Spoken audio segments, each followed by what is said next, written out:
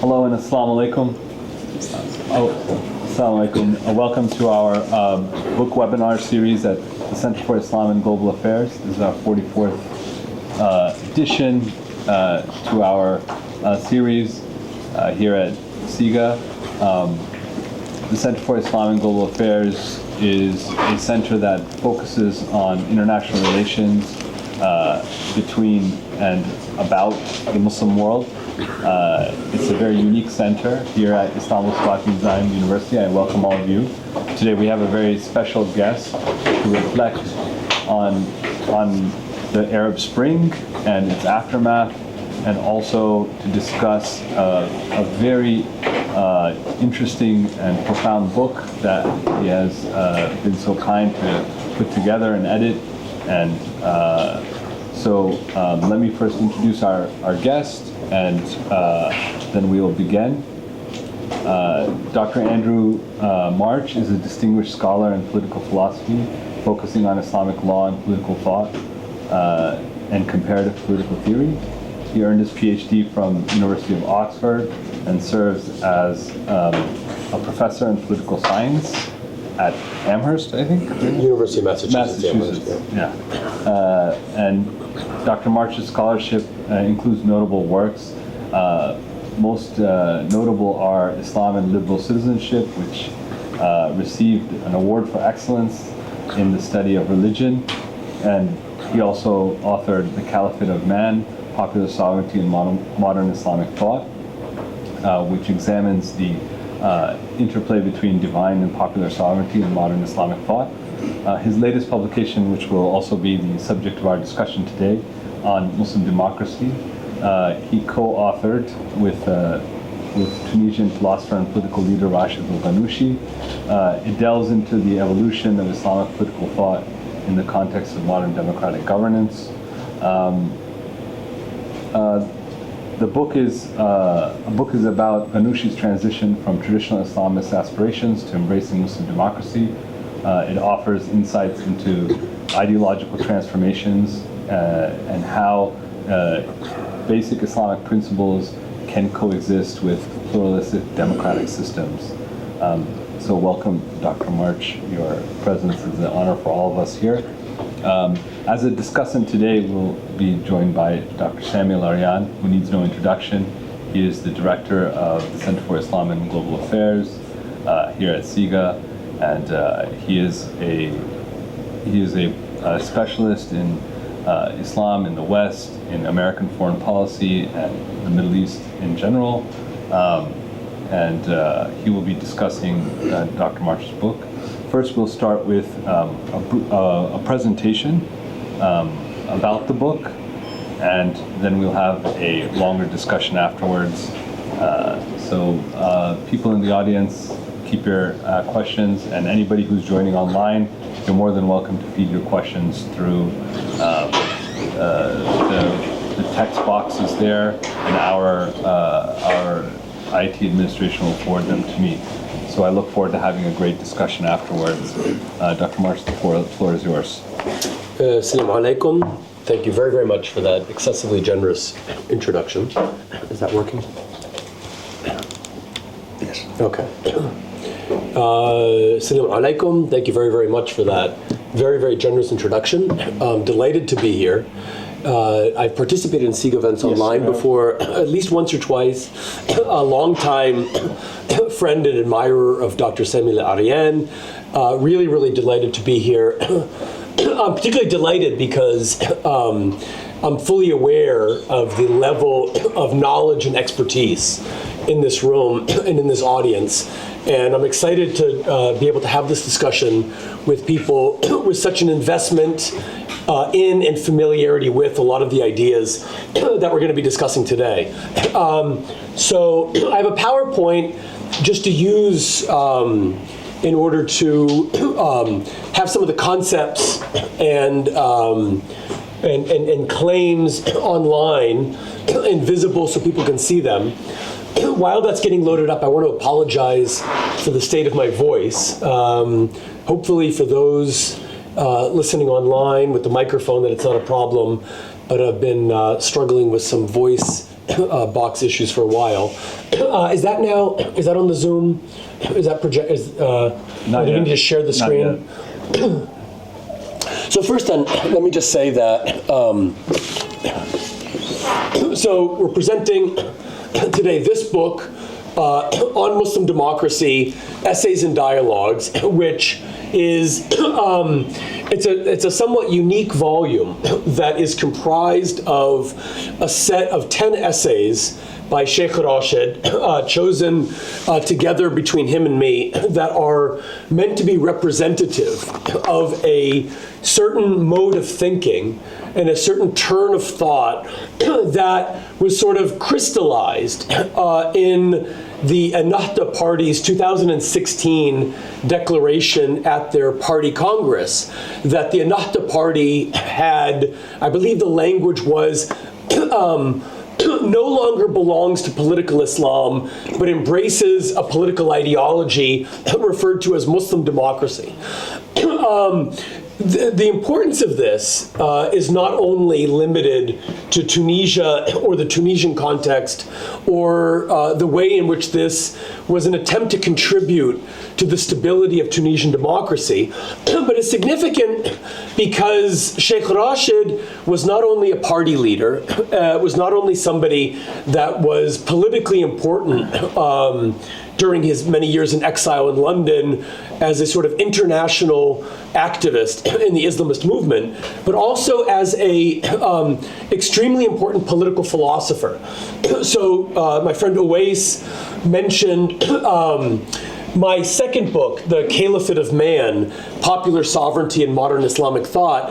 That book is a study of my understanding of a certain trajectory of Islamic thought in the 20th and 21st century, whereby the problem of sovereignty, the problem of divine sovereignty, the problem of restoring the Islamic Sharia, the problem of reformulating and re-theorizing the meaning of a legitimate Islamic state and public authority came to be more and more elaborate. And on my reading, there's a certain trajectory of thought that culminates in Shaykh Rashed's 1993 book, الحرية العامة في الدولة الإسلامية, or Public Freedoms in the Islamic State, which was translated and published by Yale University Press. So that is also available for an English-speaking and reading audience. So there's a certain tradition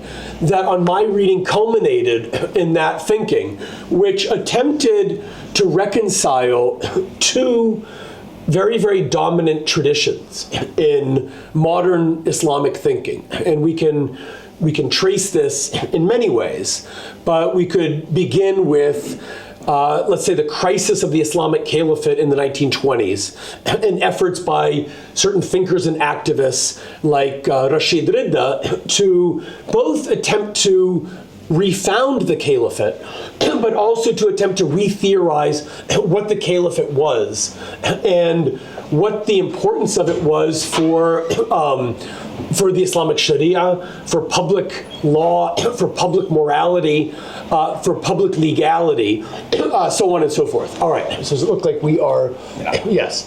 All right, so, or is that now being shared? Yeah. All right, so I hope those on Zoom can now see the PowerPoint that I'm going to be, so some of the things that I've said are already going to be familiar to you.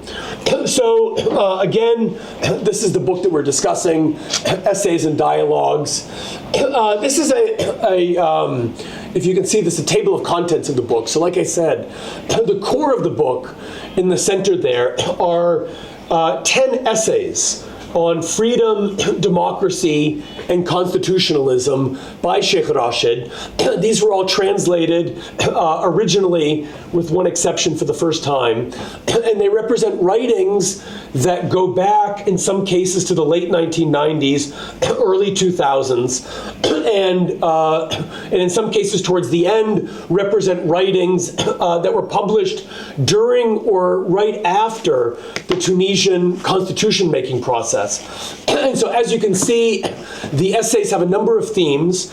Perhaps most importantly, the theme of freedom. What does it mean? There are some very important meditations in these essays on the traditional sort of modern Islamic conception of freedom, which sees freedom, as we political philosophers say, as a positive concept.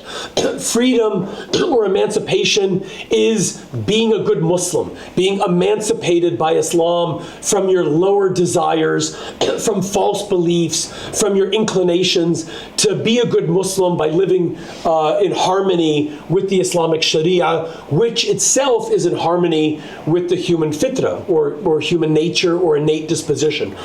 So in these essays, Shaykh Rached recapitulates many of these ideas about Islam as a kind of comprehensive emancipation of the human, but also emphasizes the importance of other conceptions of freedom, what are sometimes referred to as negative conceptions of freedom. The importance of not being coerced, the importance of not being compelled to act the way that somebody imagines is good for you, even in terms of Islamic obligations, praying, fasting, and so forth, that all of these have to flow from an individual's free choice as opposed to compulsion, which Shaykh Rached fears can only create hypocrites. But also a meditation on the importance of social and political freedoms, the rights of civil society, the importance of freedom from political fear, freedom from domination by the state.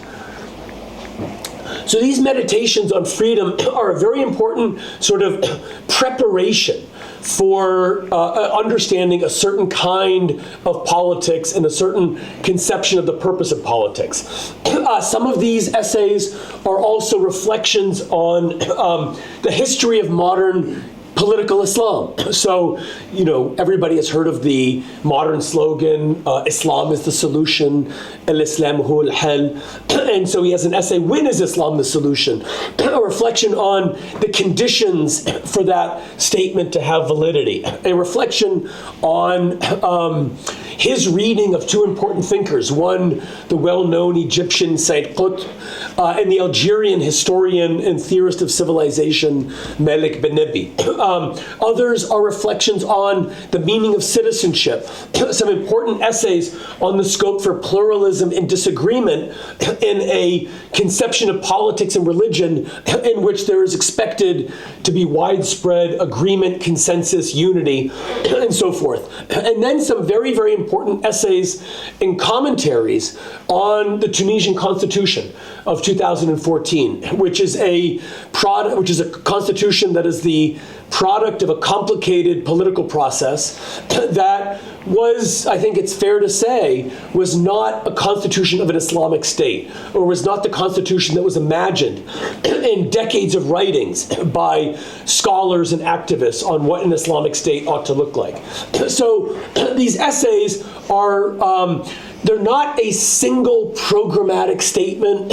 It's not like his earlier book, Public Freedoms in the Islamic State, which is a single 300, 400, 500-page reflection on law, constitutionalism, public freedom, tolerance, sovereignty, legitimacy, the human, in a single book form, but are scattered speeches, reflections, essays, commentaries that, on my understanding, together kind of coherently form a distinct approach to politics, the state, the political, and democracy. Preceding that, I have a kind of long-winded, scholarly, pretentious introduction to these, in which I give my own views on how to understand the turn from traditional political Islam, which, on my understanding, had a vision of a regime type that I refer to as Islamic democracy as opposed to Muslim democracy, and how to understand that turn from Islamic democracy to Muslim democracy. And then finally, about 70, 80 pages of dialogues between him and me that unfolded in his home in Tunis in 2017 and 18, and then were revisited at a number of points over 2019 and 2021. So that's an overview of the book. It's somewhat unique. It's not like a traditional monograph. It's a set of edited essays with an academic commentary by me, and then what I call philosophical-theological dialogues between Shaykh and myself. Did it fall asleep here? I don't know what happened. I'd also want to mention that I subsequently published an academic article elaborating some of these themes that I'm going to try to point to today. And then here is a historic photo of these historical hiwarat, in which you can sort of guess by my own hair how many years ago this may have been. Okay. It's like yesterday. Oh, yes, thank you very much. So very briefly, I'm going to skip this, actually. What I'd like to suggest is that part of the significance of this book is not just that you have a Muslim politician and political thinker and activist supporting democracy. That's a very common phenomenon. And the mainstream Islamist movement for a very long time has been willing to participate in whatever little crumbs or openings of democratic possibility authoritarian regimes or non-Islamic regimes have offered. The significance comes in two ways. First, as is well known, the modern Islamic movement is significant to a large extent because it is a movement that is based on a grand idea. It is not just a movement that's organized around certain interests or certain specific demands or a reaction to a particular regime. It is a historically significant, great ideology that is grounded in metaphysics, grounded in theology, has elaborate conceptions of what the human is, what the human good is, what human personality is, decades of debates about the nature of society, the nature of Islamic law, the relationship of Islamic law to human psychology, the precise nature of the constitution of an Islamic state, the kinds of institutions that would represent the aspirations of the Islamist movement. So accepting a kind of Muslim democracy is interesting intellectually because it comes in the context and in the wake of a very complex, very sophisticated, very significant intellectual tradition that is about 115, 20 years old at least. But the second thing is that this development of Muslim democracy in Shaykh Rashed's writings are developed in the context of an individual who himself, on my understanding, and as I argue in my writings, was himself one of the most significant late 20th century theorists of an Islamic state and articulators of what Islamism thinks about democracy. And the important thing is that the writings on Muslim democracy have some continuity with long-standing ideas. So in many ways, Shaykh Rached was writing things in the early 1980s that are resonant with some of his views that go under the label of Muslim democracy. But at the same time, he published views that I regard as very historically significant that are quite different from the articulation of Muslim democracy. So I want to spend just a brief moment emphasizing what I regard as the primary features of an earlier vision of what an Islamic state would be. And most of these 7 points that you see on the screen are drawn from a wide range of writings, of a wide range of thinkers, but all of which can be found particularly in Shaykh Rashed's book, Public Freedoms in the Islamic State. And I want you to take note of these 7 points, because in a few slides, I have 6 points that I think represent the contours of Muslim democracy, and I want to be able to make some comparisons and contrasts with these. So the first is that the theory begins with a very rich and fascinating, and in some ways inspiring, conception of theological anthropology, in which the human, individually and collectively, is portrayed as God's caliph, or God's lieutenant, or vicegerent, or deputy on earth. And this is a very rich concept, the idea of Khalifat al-Insan, or istikhlaf Allah, God's deputizing of man over the earth. And this has many, many features. But one of the core features is that this is used to ground a kind of popular sovereignty. If the people at large is God's caliph, that means that no one else is. Not the ruler, not the scholars, not generals, not the people who loose and bind, or the ahlul hal wal aqd. So there's a strong sense in which the people's status, derived from the Quran as God's deputy on earth, is the founding to all Islamic politics. And in fact, at one point, Ghannouchi writes in this book that the doctrine of istikhlaf, or the covenant of vicegerency, aqd al-istikhlaf, I think he writes, I think I'm translating almost by word, is the first foundation of Islamic political philosophy. So that's very important. The second point is that in this theory, the Islamic State is tolerant. It has protections of the rule of law. It has protections against tyranny. But it is not a liberal secular state. It is not a neutral state. It is a state that is committed to a certain conception of the good and to a conception of truth. And we political philosophers sometimes refer to this as perfectionism, that the purpose of the state is not just to manage the economy or courts and let us to get on with our own lives.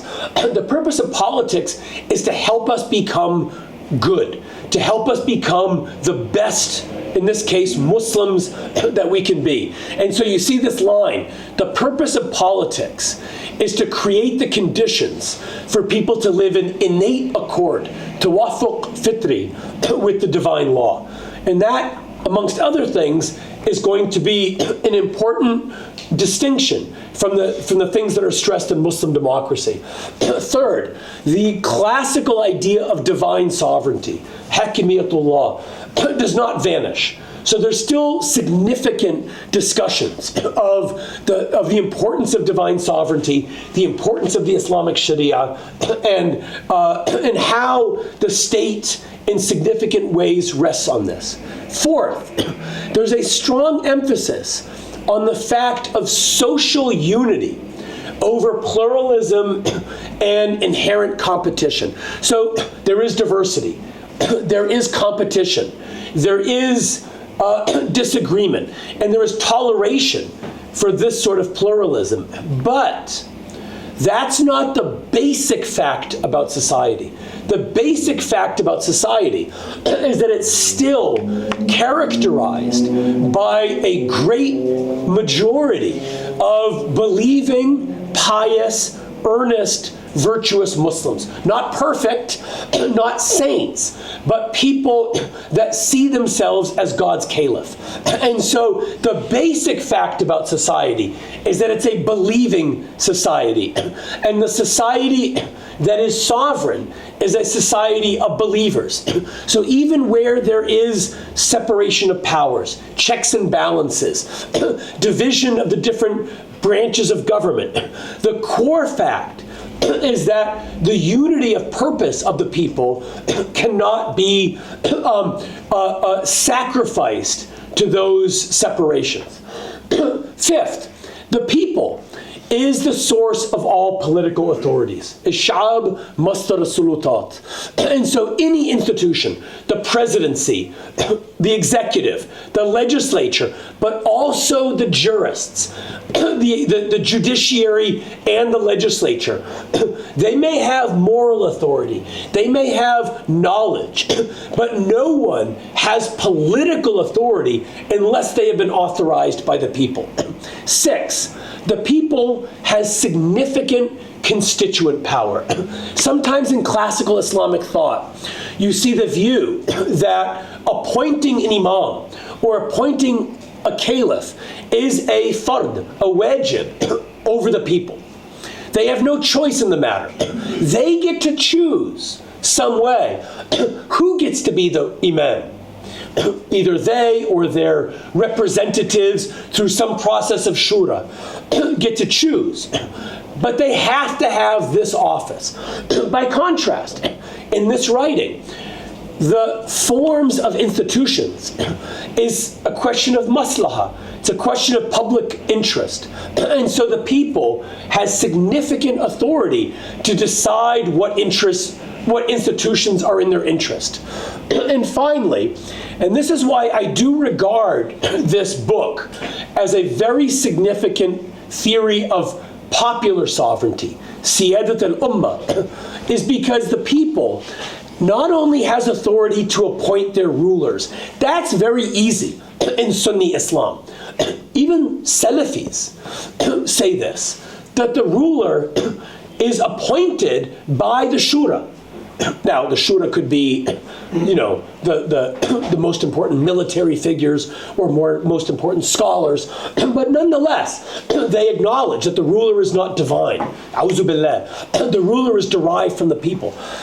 But more significantly, what Shaykh Rached says is that when we talk about the Sharia, interpreting the Sharia, applying it to the world is a public, popular, democratic process. So to a significant extent, the authority over the application of God's law is itself subject to popular judgment. Okay, for reasons of time, I'm gonna skip over some of these statements. Now, actually, I do want to say one final thing on this. On my reading, this doctrine of an Islamic democracy is not a liberal democracy. It's not just Western parliamentary democracy. In fact, one of the great virtues of this book is that it has some fascinating and very compelling criticisms of Western democracy. And it's a sustained reflection on how an Islamic state could be a better democracy. And I want to emphasize one thing, because I think it represents another important area where Shaykh Rached changes some of his views. Now, every political theory, in the first place, has to answer the question, what is justice? What is legitimacy? What is a good form of rule? But then it asks the question, how do you keep it? How do you prevent governance from being hijacked by sinners, by the corrupt, by dictators? If you have a good form of rule, how does it stop from becoming a dictatorship or a tyranny? And different political theories have different answers. Now, there's a well-known answer in modern Western Republican theory, in figures like the French Baron de Montesquieu, or the American author of the American Constitution and fourth President James Madison, which is to say, the basic fact about society is disagreement, division, pluralism. And so we can never assume that the people are going to unite around their passions or their interests. So the only thing that we can do is set up institutions with rules to balance each other out. Ghannouchi entertains that view, and he says it has some virtues, but it doesn't reflect a Muslim society, which is characterized by a certain kind of underlying unity of brotherhood and purpose. Now, classical Islamic political theory and law also had an answer, and the answer was that it's a combination of law and the scholars and some other elites, maybe the Janissaries in the Ottoman Empire or other elites, but fundamentally it depends on the virtue of the ruler. The ruler preserves stability and is the guarantor of justice. Shaykh Rached in Public Freedoms in the Islamic State has a different answer, and it's deeply populist. And so modern Islamic democracy would avoid tyranny through a combination of collective self-rule, the rule of law, that is the Sharia, the moral unity of the people, and the people's virtue. The people would never allow a ruler to hijack the Sharia, would never allow the ruler to engage in tyranny or immorality. So there's a strong sense, like in some Republican theories, perhaps like Machiavelli as a Republican, that ultimately a free state depends on a free people. You may have noticed the attempted coup in South Korea 2 weeks ago. Not a coup, but the president tried to declare martial law, and the people rallied and prevented this. That's sort of my sense of Shaykh Rashed's view, that if the Sharia belongs to the people, not to the ruler, if the state belongs to the people, not to the ruler, if the public order and sense of morality belongs to the people, that is what prevents tyranny. So I want to just bookmark that to return to later. Now, as we all know, there were very inspiring revolutions in Tunisia and Egypt in 2011, a revolution that began in Syria in 2011, and perhaps in some way was just completed 2 weeks ago, if you regard it as the same revolution. In Tunisia and in Egypt, these were immediately followed by lengthy constitution writing processes. In Egypt, it was a little bit shorter. In Tunisia, it took almost 3 full years. A long, painstaking, patient, exquisitely democratic process in which Ghannouchi's party had the largest share of seats, about 40%, but not an overwhelming majority.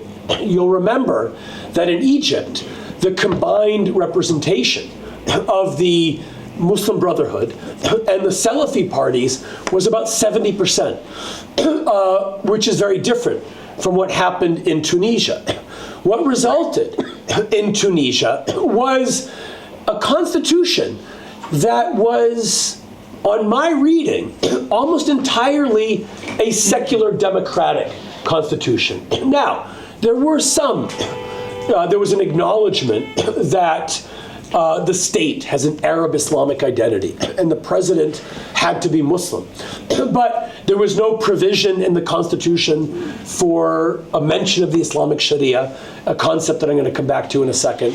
And so I think any fair reading would say that this is a constitution that is very similar to the kinds of constitutions that Shaykh Rached both praised in his earlier work, but also pointed to the deficiencies of in public freedoms in the Islamic State. A second feature is a departure from the realm of intellectual conversation, theology, Meditations on the Human as God's Caliph, and the reality of politics. Not only the reality of politics, but I would say the primacy and the priority of politics, forming coalitions, the reality of public opinion, actually existing difference, not some idealized difference that you have a majority of good Muslims and then other good people that are not Muslim, but communists, former French-style secularists, old regime elites, social democrats, human rights activists, feminists, a whole radical Salafis, a whole range of political views, of people that are deep rivals, if not enemies. And finally, the reality of governance. So I've put on this slide a quote by a close associate of Shaykh Rached. And like Shaykh Rached, unfortunately and tragically and unjustly, now a political prisoner for almost 2 full years, Mr. Sayyid Ferjani, Islamism ended. First, I just want to dwell on that phrase. Islamism ended once Ennahda entered government and shared responsibility for social and economic responsibility, economic provision, and became accountable to the electorate and to civil society. Now, we might disagree with Ferjani, but this is a view that is articulated by people very important to this movement. All right. I want to introduce 2 quotes that kind of represent the transition. So you see, up until 2012, into the transitional process, Shaykh Rached republishes a book stating that the state loses its legitimacy and its right to obedience to the extent that it departs from the law that is the Sharia. A year later, after the Constitution had been more or less drafted, in Islam there is no church that can monopolize the interpretation of Islam. But this is left rather to the Ummah and the people through its institutions that translate the meaning of the phrase Arab Islamic identity. And so when the question of the Sharia was raised, we found it to be a subject of disagreement. But constitutions are not adopted on the basis of what there is disagreement around, but rather what is agreed upon. And for me, this passage, if I were to choose one passage, and in fact I appear to have done that, that represents exactly the turn to Muslim democracy, it's this. Now, I try to elaborate this. Yeah, is it kind of...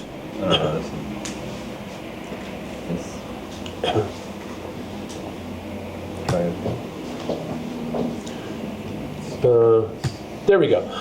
So you'll remember I had 7 points that represented, in my view, the ideal vision of an Islamic democracy in the earlier book, Public Freedoms in the Islamic State. Now, as I go through all of the essays and speeches in this volume and other essays that did not make it into the volume, my understanding is that the attitude or ideology that we call Muslim democracy has the 6 following features. The first, as I mentioned earlier, is the absolute centrality of freedom. And this is a very, very deep commitment. Commitment to freedom of conscience, hurriyat al-damir, including to non-theists, secularists, that the idea that the conscience must freely embrace truth. The idea that there's actually a very beautiful reflection on the Shahada and how the Shahada is in the first person. Anna ashhadu. Only an individual can bear witness. And this can only be done freely. It has no value whatsoever when it's done under coercion or compulsion. And the same holds true for all other aspects of Islamic religious commitment. Prayer has no value if it's coerced. Fasting has no value if it's coerced. And in fact, this is what separates us from animals. An animal never holds itself back from its bodily desires. If it wants something, only the human can be hungry and look at a delicious plate of food or a spread of food and say, it's not iftar yet. Only a human can restrain desires. And this only has value when it's done internally with purpose and intention involuntarily. There's also a deep reflection on the history of tyranny. So all Islamist movements that have operated in tyrannical societies, Syria, Tunisia, Palestine, anywhere, are deeply, deeply aware of the potential for evil and tyranny and pain and suffering that can be dealt out by a tyrannical state. And so there's a deep sense that prior to any other ideal visions of applying the Sharia or God's sovereignty is a deep appreciation of the absolute value of this freedom from fear, freedom from tyranny, freedom from hypocrisy. So that's the fundamental moral orientation. But there's also a second reflection on what politics is. Now you'll remember the earlier statement, this perfectionist statement, that politics is about bringing us into the conditions where we can live in innate accord with the divine law. Now, politics is a contract between parties around worldly goods, not about making sure that our fitra is perfectly matched with the law around us. Third is the fact of pluralism. It's the existing range of pluralism, not some ideal or wished for conception of pluralism, but the actual social reality that we live in that's a fact of politics. If you want to do politics, excuse me, then you don't get to choose the people that you are trying to make a political system with. It's like an arranged marriage. Fourth, for that reason, because there are greater evils than disagreement, civil war, dictatorship, tyranny, torture. For that reason, agreement and consensus is the first virtue of politics, particularly at the constitution-making level. Fifth, what becomes of the Islamic Sharia? As you saw in that quote, there was widespread opposition amongst the other parties to including a reference to the Sharia in the Constitution. And so that didn't make it in there. And so Shaykh Rached writes, in fact, this is almost a quote, the divine Sharia only came down from God in the first place in order to limit government and limit rulers. And if that's what the Constitution does, then that satisfies the ultimate meaning of the Sharia. Now, you might ask, I can see what's democratic about this, but what's Muslim about this? And there's two primary answers on my reading.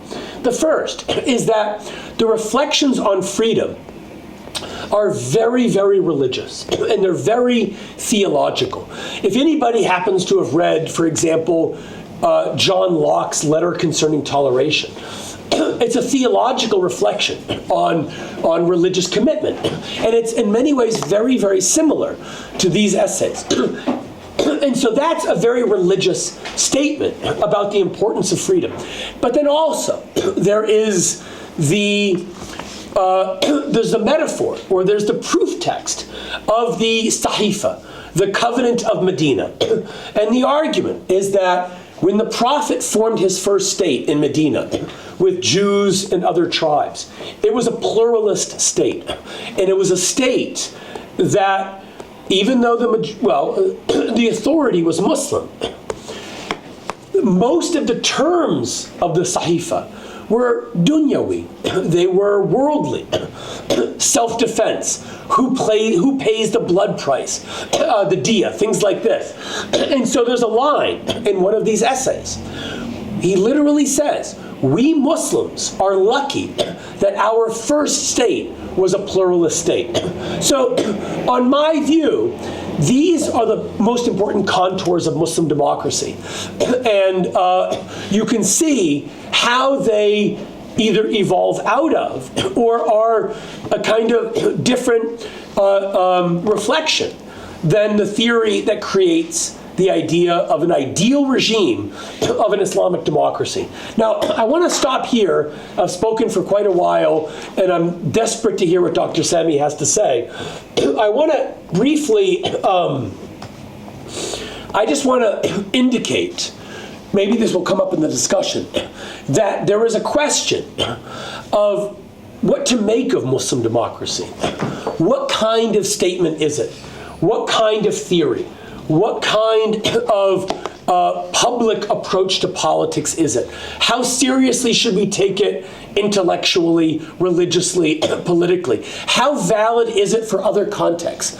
Should Ahmed Shara, otherwise known as Al-Jolani, be reading this book?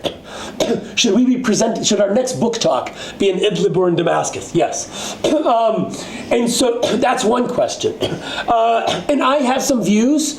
I expect there may be enthusiasm for some of these views. There may be skepticism for other aspects. I don't want to go through all of my theoretical suggestions about how to understand this, but I just want to flag that I have some views about this, and I welcome discussion about what we should make of this mode of thinking about Islam, democracy, and politics. Thank you very much for your patience.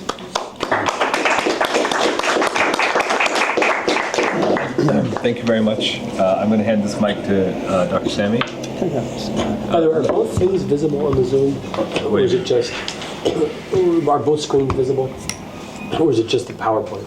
I think that only No, on the PowerPoint Zoom was- is both. Okay, so they got my side angle. Oh, yeah. Yeah, They got my bad side. All right, good. You probably want to hold on to this to respond to him. Oh, okay, I can. Yeah, use that. Sure. Thank you so much, Dr. March, for your presentation, and thank you for coming to CIGA. I know you've been here with us In spirit? offline, in spirit, but now we're honored to have you with us in person, and I thank the audience also for being here today. I just want to point out that this discussion I planned 30 years ago, but didn't have the chance until today. If you don't know, we had a center back in the United States when I was teaching called World and Islam Studies Enterprise, WISE. And we planned every year 20 scholars from the field to meet with one Muslim public intellectual. So our first one was with Turabi in 1992. Wow. The second one was with Khurshid Ahmed, 1993. And the third was Rached Ghannouchi in 1994. And after we invited him and he got his visa, then we had Martin Kramer and the Zionists going after him and after us until his visa was canceled. And unfortunately, he wasn't able to come until the Tunisian revolution. And this is before Zoom. This is way Before the internet. Absolutely. So we were going to discuss actually these issues back in 1994, and here we are with discussing them 24, 30 years late. But anyway, I'm happy that you're with us, and I'm happy you're presenting these ideas, and I hope people will have the chance to read the book. Certainly, Shaykh Ghannouchi's thoughts also have evolved. I was also the first one to invite him to the United States back in 1988. Okay. That was With Esposito? Or? was his first trip. Actually, this was for a conference that was in Palestine. But this was during the first Intifada, and certainly he was talking also about many of these issues. Our generation considered Turabi and Ghannouchi as being the most important Muslim reformists or Islamist reformists at the time because of their ability to articulate the problems and try to offer answers when it came to issues related to the West, unlike many other leaders. So Ghannouchi was distinguished in that way, even though they come from the tradition of being part of the Islamic movement worldwide. I don't want to take too much time. I want to emphasize a couple of points. I've also listened, before I start, to Shaykh Ghannouchi's presentation about perhaps 3 years ago. It was a one-day also discussion with many scholars around the table, in which he articulated for about 1 hour his conception of what Muslim politics would be, or similar to the things you said. And what struck me at the time, and this is the point I'm trying to also make, which is a general point regarding the book and others, is that what is missing here is the framework by which the original question must be asked. And I think that question was probably best articulated in Wael Hallaq's book, The Impossible State. Is it, with today's modern state, the nation-state system, is it possible actually to talk about the implementation of a Sharia in the historical term?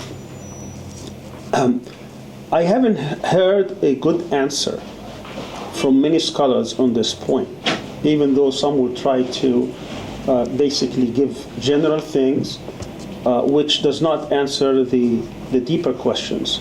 I think the closest a society or a government gave an answer. It doesn't matter whether you agree with them or not, whether you embrace it or not, is the Iranian experience. At least they tried to answer the question and bring about this concept of wali al-faqih, and when you go deep down to it, you will find it's the Sunni Khilafah thing, but in a different form, because it's not really traditional Shia thought. And they were able to create whatever institutions that will try to preserve this checks and balances to keep that central concept. So what I was really hoping within the Sunni world is somebody can give us something, but because we don't have that something, then we have to deal with what we've got to deal with. And then you have these different emerging concepts about what the West had to go through 3-4 centuries ago, these essential questions about how society should run and how we deal with religious concepts and religious beliefs in society. The West had its own answers, and basically it's secularism at heart, without even taking the First Amendment into consideration, still secularist at heart.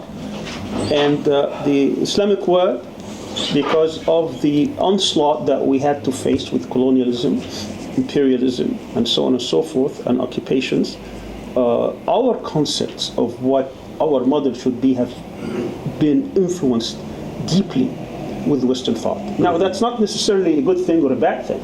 It's just you need to make sure that you are authentic as you deal with these concepts.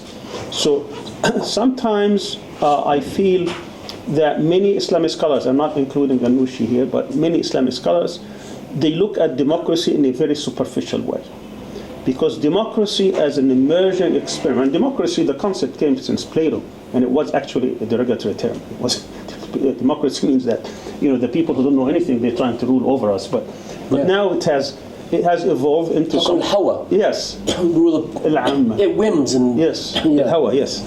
But now we're talking about democracy as being a very revered concept in which a democratic society is the society we should aspire to. That's what the West has taught us for the past couple of 100 years.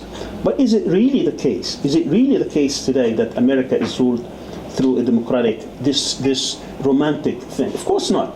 I mean, the way America is ruled, yes, there are some aspects. They say, free press isn't really free. Representation, is it truly representation? 100 million people don't even bother to vote, and where the people are monopolizing actually the public sphere on who they push for public office and who they put on the margins. So for us to look up to this experiment as being the best the human society could give us, or could let us love, then and then we try to take this and see how we can make it Islamized. This is where my problem is. I do not mind that we end up with this, but should not be our starting point. But because of the state of Muslims today vis-a-vis the West, we're pretty much forced to start there because we're trying to catch up, or we're trying to do something about the miserable conditions we live in. And the other point, again, of course I can elaborate, but I think you got my point. But the other point is, I think you can never get even to that state. Even if I discount everything I said about models, about historical experiences, about Sharia, about all this, even if I want to apply the exact standards of Western democracy at the highest level, Norway or the Nordic or whatever it is, we still have a big problem before we get there that most scholars try to also either discount or ignore, which is foreign intervention and foreign interference and foreign influence. We can never actually get to that point before tackling this problem, before truly being sovereign, truly being independent, and then talk about what kind of models. And even if we end up with Muslim democracy as Andrew has defined it, or Shaykh Ghannouchi wants it to see, okay, that's fine, let people be as democratic as they want. That would be our interpretation of the modern world of how we can apply Sharia. But we can never get there. For people to forget that what is dictating to the Muslim societies today is not the desire, but what foreign powers are imposing on us. And if you discounted that, all what you have to do is just go back a couple of Julys ago and look what happened in Tunisia. The Islamic movement there, Shaykh Rached himself gave every single possible concession, yet they were not allowed. Why? Why were they allowed? They were not threatening. They changed everything. They changed their doctrine. They changed their constitution, their regulations, their bylaws, even their orientation. They took out Sharia. They took out everything, and still that wasn't good enough. So before we even to get to, I'm not trying to discount this at all, but I'm trying to say, these are very welcome context. Yeah. So I really want to see how we're going to deal with this issue.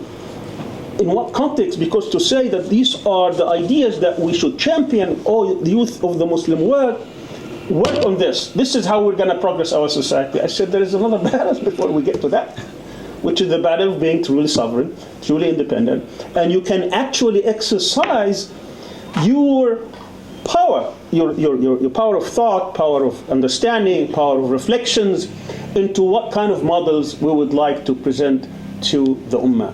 And so, and the third point, again, I'm trying to be here, is the concept of the nation state. Why should Shaykh Rached or Hassan al-Turabi or others restrict themselves to the nation state? Well, this is the world we're living in, and we can't just ignore it. But I think there is another level in which they can ignore it. I wish that Shaykh Ghannouchi, this is just my own part, that he did not involve himself in Tunisian politics, because he is much bigger than Tunisian politics. I wish Hassan al-Turabi did not involve himself in Sudanese politics, because it's much bigger than Sudanese politics. You brought the people, your party up to this point, now you belong to the Ummah. Then try to get us beyond the nation-state politics. Let them deal with it. You go bigger than that. You are the thoughts, you are the ambitions, the dreams that can get us to a much higher plane. I want people to think on that level rather than restrict ourselves. Because Tunisia, I can tell you this, and I love Tunisia, I love Tunisian people, but it will never be an example. It's just too small. Sudan will never be example, just too poor and divided. It has to be a much bigger experiment. And I don't know how we can... Syria then? Syria is worse. It's much bigger. It's worse. Syria, we may end up, I hope not, with 4 Syrias, if we're not careful. So, but that's a discussion for another day. Anyway, I want to congratulate Andrew for bringing these thoughts from Shaykh Ghannouchi. I pray that Shaykh Ghannouchi will be out, that the zulm and the oppression that he has faced throughout his life, now he doesn't have to face at this time of his life. It's really tragic that the Ummah is not even talking about this. So I'm shocked that we are at this age, after 45, 50 years of struggle, we're back almost to square one. But I think the issues that have been brought in this are very important, very relevant. There are many issues. The issue of citizenship, of pluralism, these are very good discussions, and these are good starting points, because we can't ignore them. But I also would like to see a bigger discussion with also some models from the people who are actually thinking about these day in and day out. Thanks. That was wonderful. Do I get a few moments to Yeah, of respond, course, or is it? sure. Okay. Yeah, we'll go to the audience after. That was wonderful. Thank you so much. Let me just say a few things by way of question and response. The first is, let's suppose you agree, you accept the premise that the only truly legitimate site or scope or locus of politics is the Ummah. That nation states have no deep significance.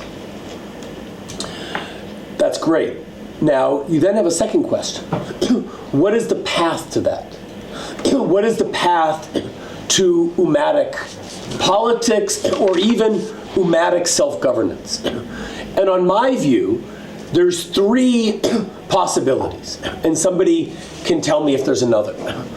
One possibility, and this seems to be what you were suggesting, is organization and consciousness raising in civil society.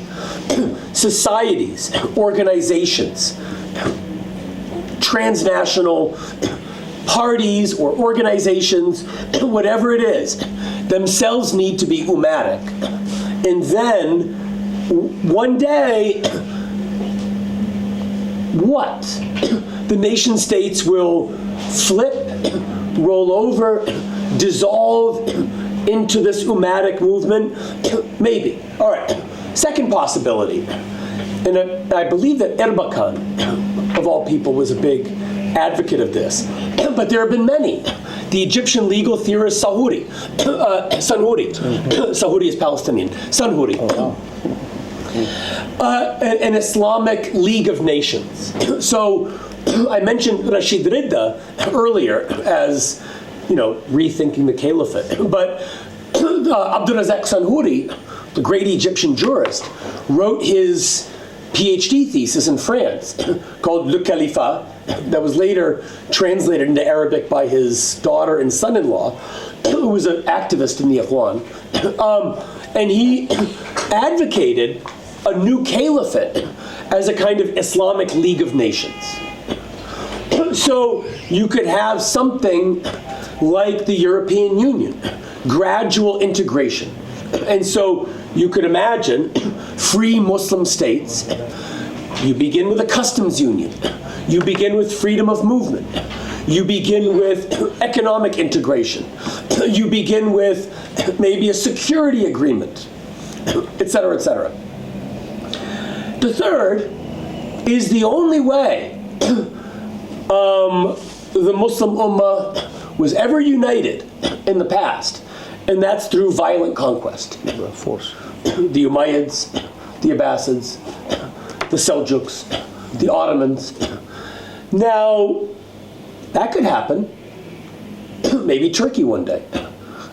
Maybe Iraq back in the 80s. Who knows? But I don't really see the Muslim world being united by force for both internal and external reasons. So I could be wrong that those are the three most plausible options, and I'd love to hear more. If those are the most plausible options, I think the second is the most plausible. Before I interrupt you, maybe I suggest a fourth, like the experiment of the United States, where you start with 13 states and then they start, growing and growing and growing peacefully. Where you have some concept. We did not grow and grow and grow peacefully. Well, we conquered the heck out of the entire continent and genocided many, many peoples. True. But at the end, the states came voluntarily. Sort of. But that's still, who's doing the conquest? And these states already exist. But even so, that model is more like the second. The 13 colonies voluntarily uniting in a confederation is more like the United States of Islam or International Muslim League or something like that. Now, if that's the most plausible, that has to go through nation states. So in order for Europe to have that model, those nation states had to have had enough in common democratically, economically, I don't believe the fascist states of Portugal and Spain joined the economic union until later. I could be wrong. Anyway, so I wouldn't discount the importance of nation-state level politics that categorically, because that's what people live in. And people live in these states, and that's where their first place for demanding their rights and economic prosperity will come.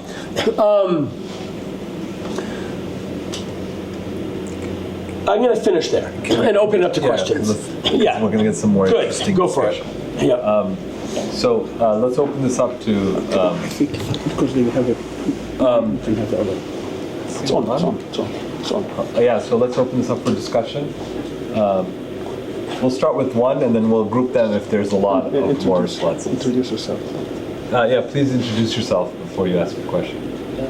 My name is Yeah, Jumbik. You'll go, and then you'll go. My name is Kerem Doğan. I'm a third-year political science and international relations student. And my question is regarding the book of White Hall, The Impossible State. Oh, that was your first point. Should we accept the idea that in today's age the creation of a classical Islamic state is impossible, and should we accept the claims that people like Hassan al-Farabi and Ghannouchi are figures of modernism and post-Islamism, or should we suspect or question the idea of what traditional means in the sense, as we have seen in the Medina Constitution, where we actually do see a pluralist state, and with figures like Al-Razi, who goes to traditional sources to show us that nowhere is the traditional type of ruling defined as a strict caliphate or as a strict one-type constitution. Well, I will take it. Well, so you have 4 questions in that question. Let me see if I can answer maybe 2 of them. The first, I am a big critic of Wa'il Halak. Good job. You ready for this? Yeah. Is this on? Go for it. Thank you. Green, it's on. I'm glad. The green is not on. I'm glad you're very good. I thought you knew that. Here. No, what? I don't know. Is this for the room or the Zoom? Everything is tied into Zoom. So there's a microphone here. That's for that camera. Oh, okay. That's just a ambient. And the Zoom comes from there? Yeah, they're all going to be coalesced into an edited. It's better. So I don't know. Maybe we use this one. No, the audio is on here, Okay, so they're. Okay, they can still hear me. Yeah, you just worry about the room. Okay. Worry about everything else. All right, somebody can start commenting if you can't hear me. So I'm a big critic of Halak because we need the microphone for the Zoom. Oh no, No? we're recording from my computer. Right? Oh, okay. Fine. Don't worry. for the following reason. Halak takes a historical fact, which, as an aside, he simplifies and exaggerates and fetishizes, and turns it into a theological, metaphysical fact. So Halak says, before the 1830s, this is how the Sharia worked. It was known by jurists. The jurists were close to the ground. It was not sovereign. It was not imposed by the state. Which, let's say that historically some of that is right. So what? It doesn't follow that that's metaphysically. That's not Allah al-Mahfuz, right? That's not the tablet in heaven. So he takes a historical feature and he essentializes it to all of Islam. So that's the first point. So we can talk about other things, about how Islamic history was actually much more complicated than that. The Ottoman state was obviously a state. The Ottoman Sultan had his Qanun, right? Qanun-e-Suleiman, and so forth. So that's the basic response to halak, which is that if there were many different forms of state in Islam, and what is essential about Islam is not necessarily this particular form of Islamic legal practice, but something else. Tawheed, the Quran, ibadah, whatever it is, which are more plausible candidates for an essential Islamic essence, then his critique of the modern state is much less strong.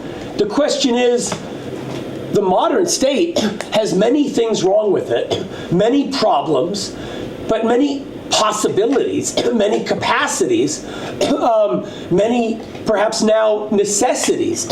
And so it's not a metaphysical or logical question. It's a complex political, historical, moral, religious question. When is this state more in line with what allows people, or what allows Muslims, to live good lives? And so that's my basic response to halak.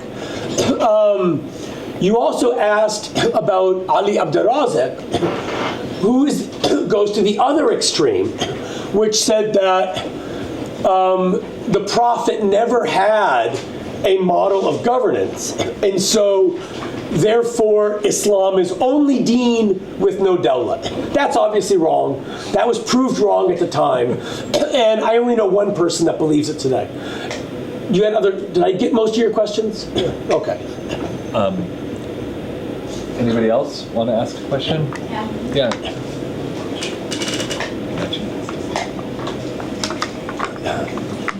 Can you introduce yourself? Yes, I'm Rached Ghannouchi. I'm Tunisian. Ahlan. And thank you. And I'm a student here, political science and international relations student.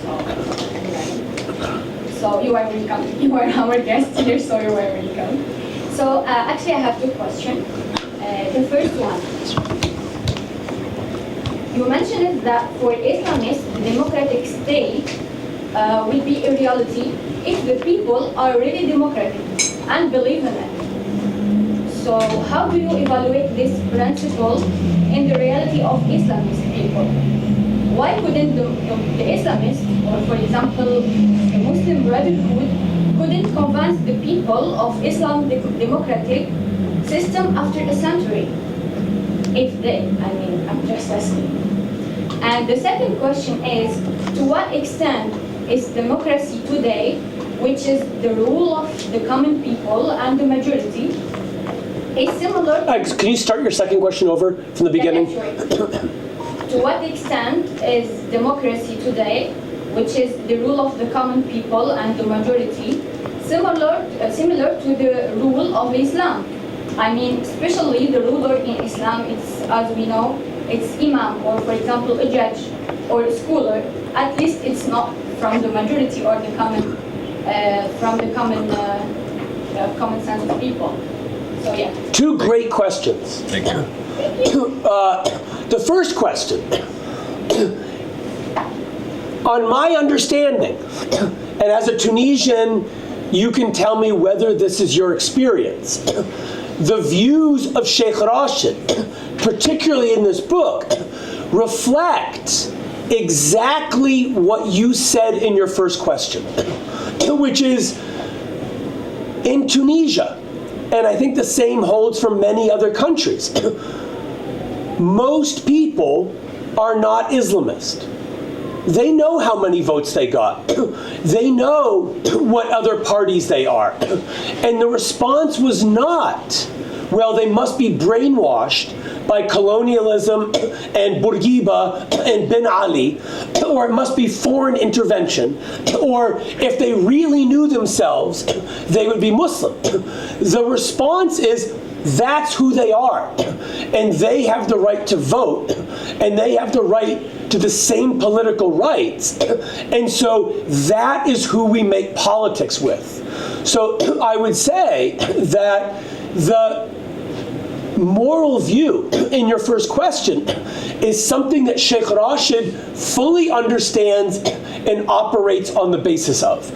Now, whether that's true of other Islamists in other contexts, whether they view non-Islamists or non-Muslims as like crazy or rather reasonable is an open question. I will tell you one anecdote. I'm fairly close friends with somebody who is the grandson and the great-grandson of two former Murshid Am, general guides of the Egyptian Muslim Brotherhood. You probably know who I'm talking about. And so he once told me, he says, you know, the Brotherhood, they still have this attitude that if you're a good person, you'll be a member of the Ikhwan. Like, any good Muslim is going to be a member of the Brotherhood. So that may reflect what you're concerned about, that some people don't really regard others who reject the idea of Islam or an Islamic state as fully equal. But in my view, that's exactly the essence of Muslim democracy, that you deal with the pluralism you have, not the pluralism you wish you had. And I hope, whatever else you believe, that you would recognize that in Ghannouchi's writings. The second is a little bit of a response to the previous question. Of course, democracy, Islamic democracy, Muslim democracy, any democracy is not what the classical Islamic form of rule was. Whatever you think the classical Islamic form of rule was, maybe the Ottomans were different from the Mamluks, different from the Sassanians, different from the Qajars, different from the Alawi rulers of Morocco. But of course there was no democracy. Now, does that mean that democracy has no asala or authenticity? Well, depends. Why should some form of rule that was historically prominent between a certain period of time represent the essence of a religion that is primarily characterized by theological claims? So even the Khilafah is not in the Quran. So is therefore the Khilafah not part of Islam? So no, the classical Islamic form of rule was not democratic, but so what, is my response. Okay. Two great questions, thank you. Thank you so much.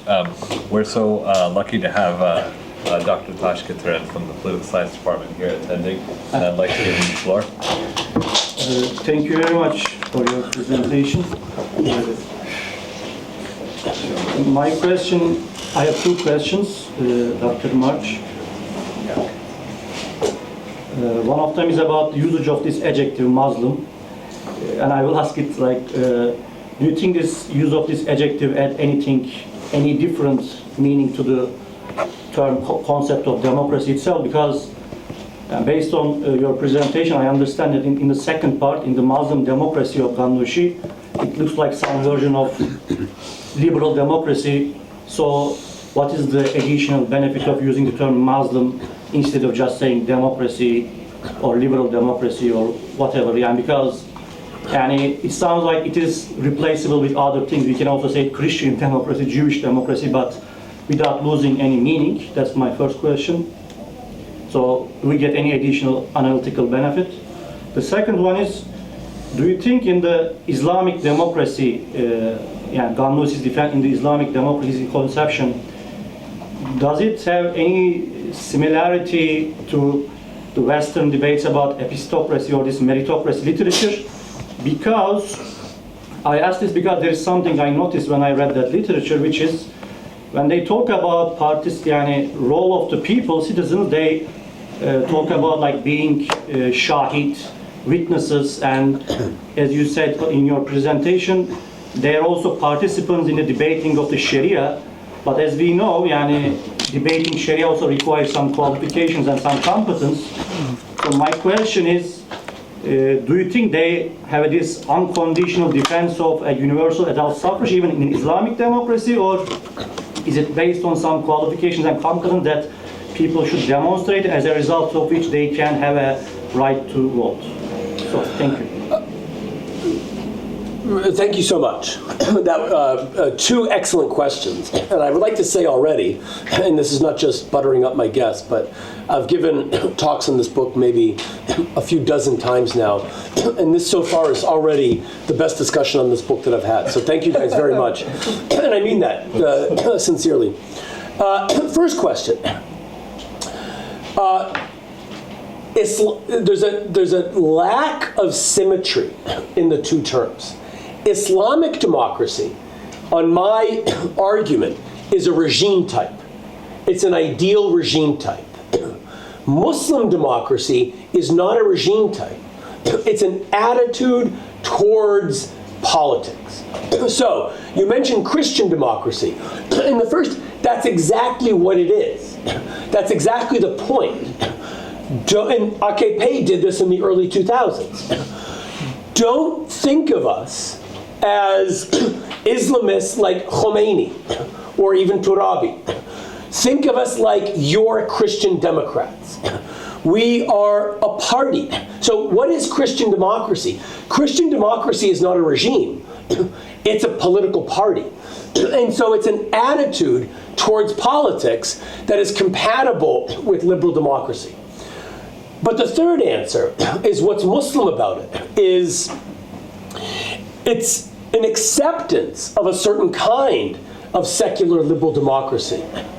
But it allows for parties to advocate for and struggle for things that they want. So there were a number of controversial things during the democratic period.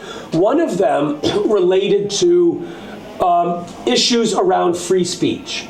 There was the Persepolis movie, there was a art gallery in Tunis, and some members of Ghannouchi's party advocated for a law that would limit speech that was blasphemous. Now, on my understanding, Ghannouchi did not want this in the Constitution. But if it's open to law, that's a different matter. Now, on my understanding, there's no contradiction. You have a democratic constitution. You're not trying to exclude anybody from politics.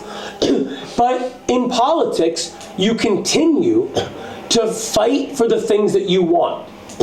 Some of those things might be economic, agricultural, social. Some of them might be moral or religious. So a Muslim Democratic Party isn't itself like a neutral secular party.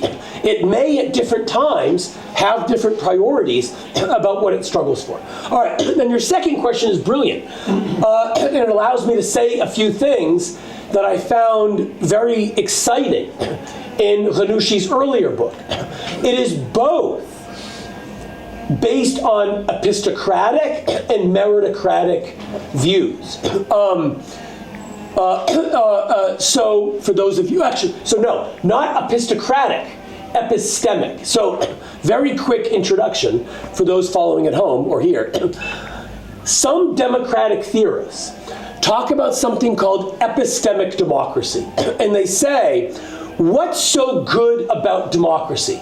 Plato had it right. The masses are idiots. They don't know what they want. They vote for Trump, and then Trump does the opposite of what he said. Why should these people have a right to vote? Okay. So some epistemic Democrats say that the masses of people, right, will not agree on an error. Have you heard that before? right? أمتي لا تجمع على ضلال لا تجمع على ضلال. Okay, and so they say something similar, like the large numbers of people. So we sometimes talk about the wisdom of crowds or Amazon reviews. If you buy something off Amazon and it has 20,000 reviews and 5 stars, well, 20,000 people can't be wrong, right? Okay, so that's the basic idea. But then that's separate from the idea of epistocracy, which is the Platonic view, which says that the wise should rule, which is separate from meritocracy, which says that those who have some kind of virtue or capacity should rule. Now, classical, as you asked, classical Islamic political thought had a lot of epistocratic and meritocratic views. The scholars are epistocrats. They are the ones who know. They are the ulama, and they should have rule. The imam has certain knowledge of how to do politics, knowledge of how to deal with people, okay? But also, who should the imam appoint? People who are fit for the role. You need a good general. It doesn't matter if his morals are a little shaky. Don't look what he's drinking, in his tent at night, if he's delivering the gains on the field. Okay, now, in Ghannouchi's view, there are all 3 of these views. And that's what makes it such a rich work of political theory. On the one hand, there is a lot of trust in the people. When the people collectively deliberate, they will very often get it right. And they will, for example, the people knows what is in their interest. They know what's the price of olive oil. They know why is it hard to get olive oil to market. And so, but they know other things. They know they have religious sensibilities.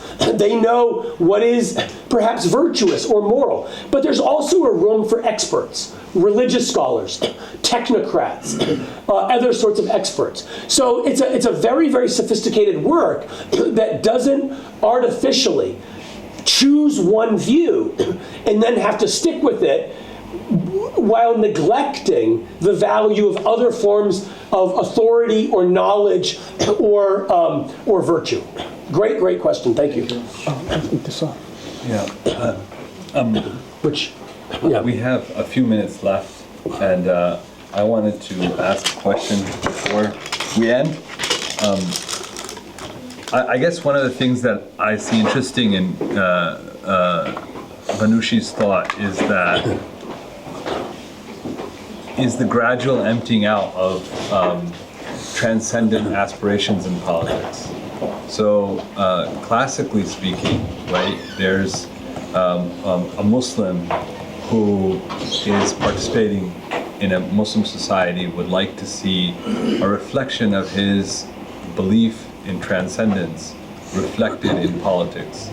However, it seems that the way that we think about Muslim democracy is that public interaction with the transcendence either is too transgressive in the sense that it leads to authoritarianism, or it's not useful. And your relationship with the transcendent should only be mediated maybe outside of this public realm, and it should be privatized. Or else the move from what you said, the classical theory to then Islamic democracy to Muslim democracy, seems to be the emptying out of this desire to see transcendence in politics. Why do you think Ghannouchi may have this anxiety for transcendence in politics? Another tremendous question, which is almost like I planted it. So I don't know if anybody, Intisar probably knows the BBC news show, show In Our Time, in which there's an old Labour politician named Melvin Bragg that interviews all of these academics. And they all, in advance, give him questions. So he sits there and reads, oh, great, you should ask that, Melvin. Let me now talk to you about my personal area. So this is a question that I would have wished to be asked. And so first, let me let me make a claim. You can pay me later. Yes, okay. Let me make a claim, which is that classical, pre-modern Sunni Muslims and Sunni Muslim theorists, by and large, and I'm going to qualify this, did not see politics as a place of transcendence. Now, there are some exceptions, but when you read the jurists, and when you read Ibn Khaldun, as we all should, politics is in the first place a place of limiting harm and evil. If you don't have a ruler, things go terribly. You have injustice, you have fawda, you have fitna, you have people lose their rights. And that's why it doesn't matter who the ruler is. He can be a general, he can be a tribal warlord, he can have asabiyah, but his power, his shauka, is the most important thing. And this is what, in many ways, this is what Sunnism is by definition. We don't, the ruler is not an Imam al-Huda. The ruler is not leading us to salvation. And so we don't need to keep rebelling against him because Huda is in the Ummah. It's in the Sunnah. It's in the law. And so as long as the ruler is minimally bad, right, his badness is minimized, then transcendence can be achieved in society, in Sufism, in the law, in piety. Now there are some exceptions.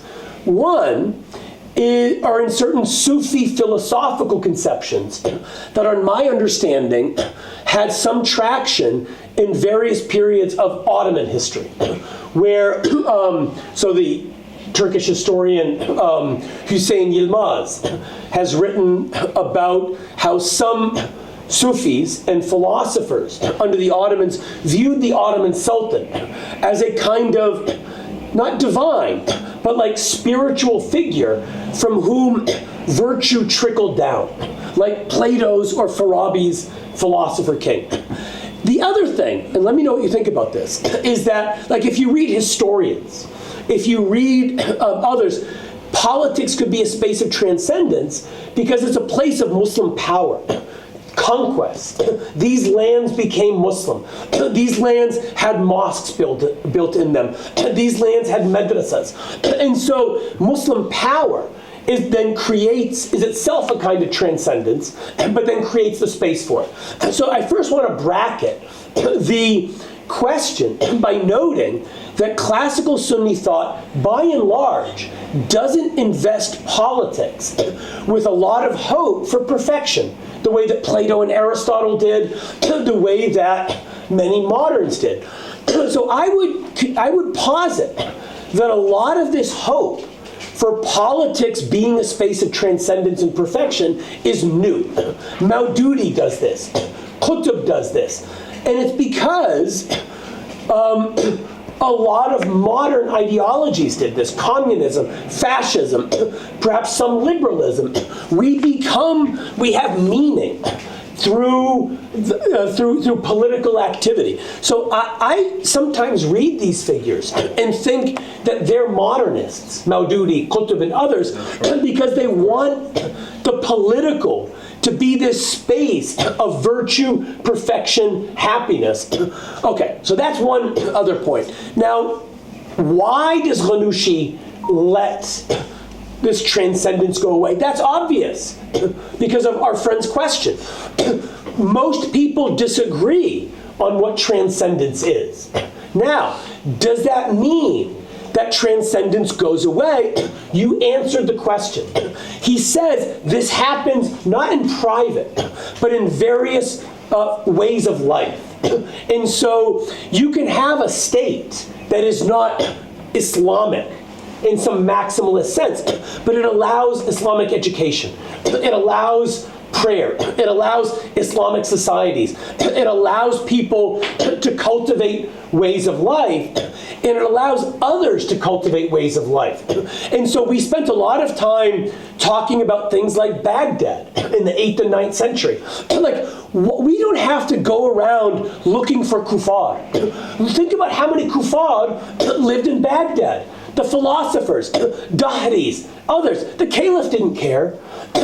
So there's nothing wrong with Islam having a space for various spheres of life, and in ways in which, in many ways, is less dangerous.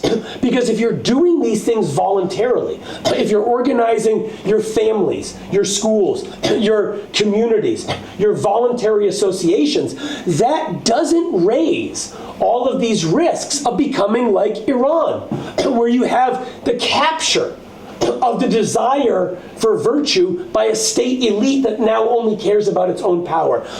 Your Quran reading group is not going to send you to jail if you criticize the Minister of Agriculture. And so my sense is that, and this is Halakian in some ways, in which the state is not the locus of this, but it doesn't evacuate it. It moves it to voluntary associations. I just want to say that thank you very much. That's a very insightful reflection.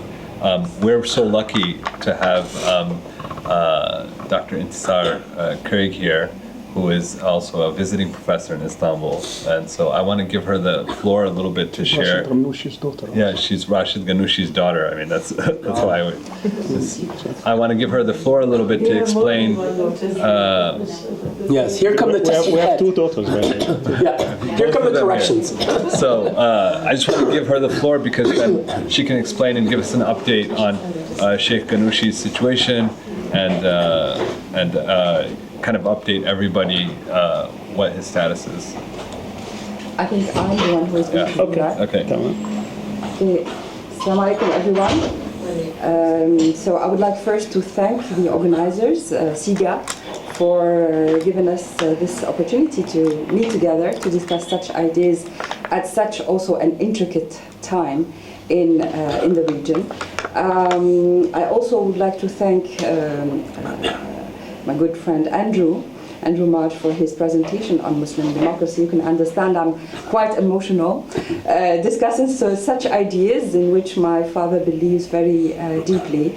Unfortunately, he's not here with us this evening to contribute to this discussion. He's a co-author, but unfortunately he's spending today his 600th day in prison, facing over 10 fabricated, politically motivated charges. His crime, of course, is his continued call for the values of freedom, those ideas which are at the center of the book. So at the age of 83, this man inspires us all by continuing to be actually very young at heart and continuing to believe in his ideas and to work for them. So he's a thinker, politician, and also he's a democratically elected Speaker of Parliament. And he finds himself in the same prison where he was when he was young under the previous dictatorships. I think a key element or a key idea that helps us understand probably what seems to you as not contradictions, but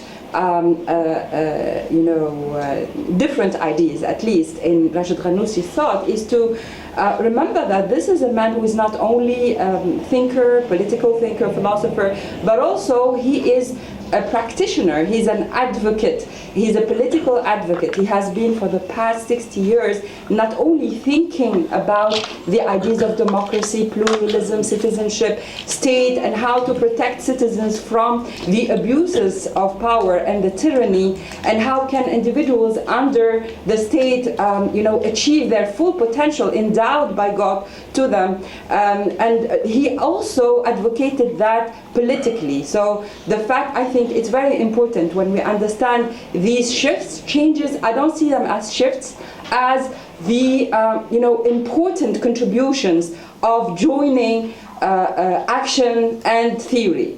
I think we rarely have this opportunity. The last time we had this, I think in the Muslim world, was also with Ibn Khaldun, who moved around the region and lived in several countries, and was at the same time, thinking about the dynasties, governance systems in his time, and wondering actually, where the degeneration of the Islamic State, and the Caliphate, where does it come from? So I think that this practical aspect of a politician joined to his political philosophy and political theory is very important.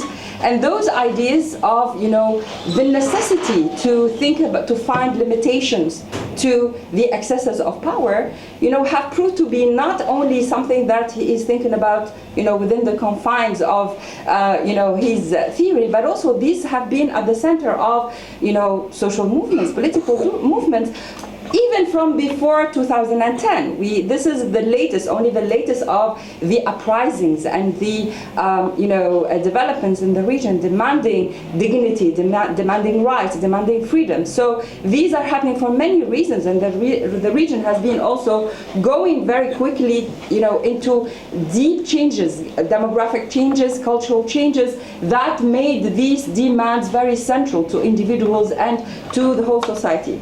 Also, I think that the practical aspect, the fact that these ideas he's developing are not only, they don't come from only the need to reconcile Islam and modernity or any other, sophisticated philosophical idea or principle. It comes from the very practical concerns about these things, which are, the freedoms, how to protect freedom from, how to protect the individual from fear, to protect them from the excesses of power. These demands have been at the center, the limitations to the excesses of power have been at the center of the demands of the populations during the Arab Spring. We know that these ideas, they are under a lot of stress in the region, not because they are weak ideas, but because actually they are strong ideas, very strong ideas. And they are only, set aside for some time. They are only sometimes, marginalized thanks to excessive violence and to extreme violence, as we have seen lately with the images coming from the prisons of Assad. So I think that such amounts, I'm always amazed at the extent to which the rulers of the region go to actually prevent these very basic guarantees for the dignity of their populations, which would have been much less costly than all the violence we see. So I think these practical concerns are at the center of what Rached Ghannouchi has been thinking about for a long time. So, of course, he, as a principled man, as someone who is deeply concerned about these issues, he has been at the forefront of when the coup happened in Tunisia to say this is a coup and authoritarianism will not bring any solutions to Tunisia or to the region. And also he has been advocating so what cannot be achieved through some violence will not be achieved by more violence. With some excesses of power will not be achieved through concentrating all the powers in the hands of one man. So because of his courage in telling this to the whole world, he is now in prison. Part of the why we insist to continue to share his ideas, his legacy, is to keep them alive and to actually fight for establishing conditions for their coming back. I think Syria gives us all hope. You mentioned Tunisia as being too small. I think also the experiment of democracy in the West comes from a very small experiment. And Tunisia, I don't think the size of the experiment, at least I think it lasted for 10 years. And that's an important time, I think, that... Sorry? And he influenced the Arab world in the Arab Spring, so I think... Well, he comes a young Tunisian. We have power, so yeah. Yeah. It's a patriotic issue. So I would like to thank you all for contributing to this session. That's all. Do I have time for one final comment, or have I outstayed my welcome? No, you have one. Go ahead. Last comment. Well, last comment from me. Yeah. I want to say two quick things. First, Intisar is the other. She should actually be the third co-author on the volume. So the dialogues that Shaykh and I did, Intisar was there for every second of them, sort of helping my disastrous, pathetic Arabic communicate with Shaykh, and so that could not have happened. And she and I chose the dialogues, the other essays together, and curated everything. So I just want to acknowledge that. The other thing is that as an academic, it's very easy to get excited about discussing ideas and eager to sort of, say what you want to say. But I also want to say, echo what Tasnimm said, that Shaykh Rached is now in prison for almost 2 years, which is not only an injustice and an atrocity against an 83-year-old man who did nothing but, as Dr. Sami said, make every possible concession in the name of preserving the democracy and not in the name of his own political party. But this book and these chances to speak are far and away the most significant thing that I've done in my academic career. By all rights, you guys should be listening to Shaykh Rached right now, not to me. And the chance that the idea that I have an opportunity to, in a tiny way, make sure that his imprisonment is not a complete imprisonment. Qais Sayyid cannot get to us. He cannot get to this book. He cannot prevent us from discussing these ideas. And he has always been a man of ideas. His writing, his intellectual contribution has always been the way that he's defined himself. And so it's my fervent hope. He knows that we're talking. He knows that we're doing this, and that it's my fervent hope that that's some consolation to him, that he knows that these ideas are not forgotten, that there are people debating them, pushing back, not just applauding, but actually struggling with them, and that he knows that this is happening. And I do believe that that's some, it's not only a way of serving his career and his legacy, but I do believe that it's a consolation to him. I know that he knows about it, and he's expressed happiness about that, and that is probably the most meaningful thing that's happened in my academic career. Thanks for everybody. We have to end it there. We went over for a few minutes, but we'll chalk it up to starting late. So, I want to thank all the participants. Especially want to thank, Dr. Tasnimm and Dr. Intisar to be here. I really appreciate their presence. We are blessed to have his two lights. So thank you so much, and all the participants. Thanks for your participation.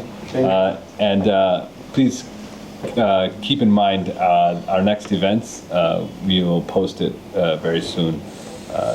Assalamu alaikum.